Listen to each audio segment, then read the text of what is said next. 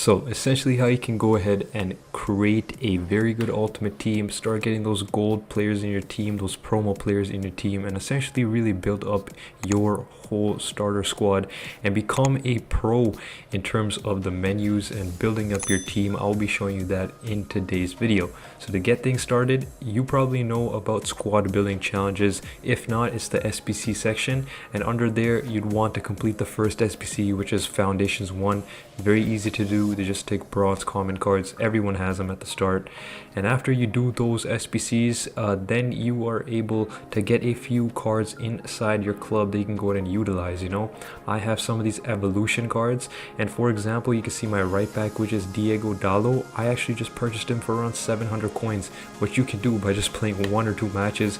You'll get enough coins to do that. If you chose a Portuguese side, you can go with something like this, or if you want and you chose your favorite country as like Argentina, you can choose Argentinian players, or France or Spain, or whatever you chose. I'd recommend for your first starter squad to build a team around that nationality, as you probably have a lot of players from that nationality already, so it's pretty easy to do. I also did the golden glow up, I think it's called, for evolution for one of these center backs, these bronze midfielders, sorry, and you can just do that, work on these evolutions, because they make some of your cards that are pretty mediocre very good cards.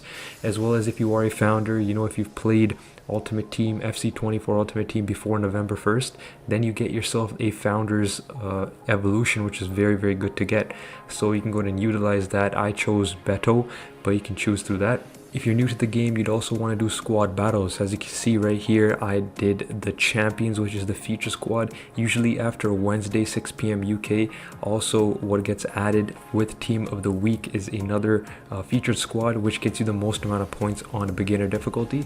But if you are playing the regular squad battle teams, you get around 500 squad battle points. I'll have a link on the iCard on how you can get the most amount of squad battle points. You can go ahead and check out that video. And also for getting squad battle rewards, it's usually at 4 a.m. on a Sunday Eastern time, so you can do the conversions on when the rewards come out. I would suggest to go to near gold 3 or silver 1. That's probably your best bet if you want to get the most possible rewards without playing too much squad battles each week. But that is probably the best bet there if you are a new player. And after that, you can get into rivals and other matches as well.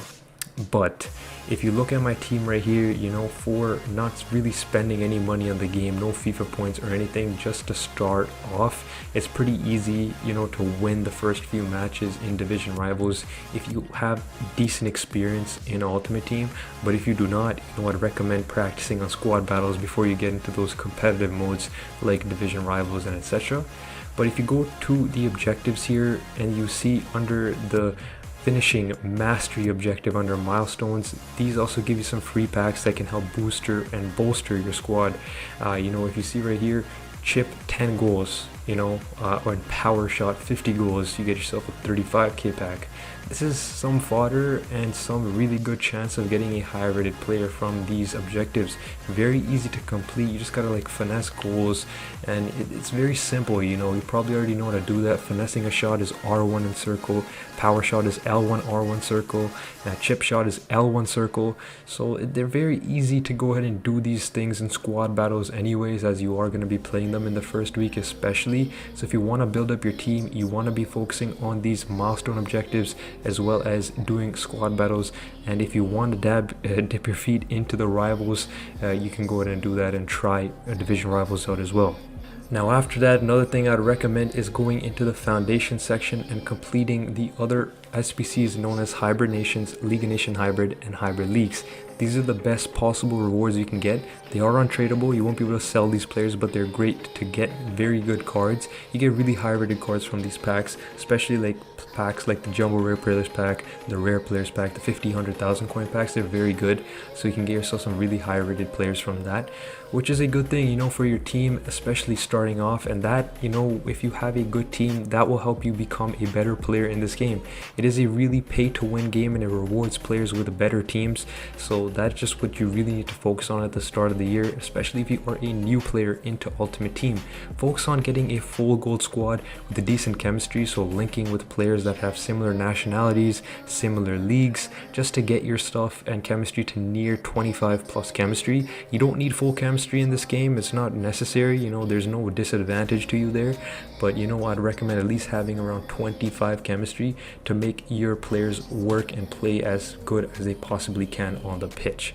So guys, that's been it for today's video. It's a pretty novice tutorial on the newer players in Ultimate Team, and I just wanted to get this video out of the way. But it's been your boy Optage, and I'll catch you guys all in my next video. Goodbye.